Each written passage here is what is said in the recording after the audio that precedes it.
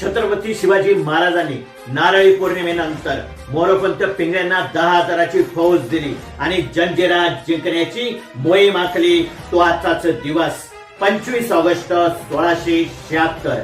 या दिवशी मोरोपंत पिंगळे जंजिरा जिंकण्यासाठी गेले. अनेक प्रयत्न केले पण यश मिळत नव्हते. शेवटी पद्मदुर्गावरील सोनकोळी लोकांना बोलवलं, त्यांच्या प्रमुखाला बोलवलं. त्यांचा प्रमुख होता लाय पाटील, याला बोलवलं आणि ह्या लाय पाटलाने मदत करण्याचं धोरण आखलं. शेवटी त्याने रात्रभर त्या जंजिऱ्याला शिड्या लावल्या.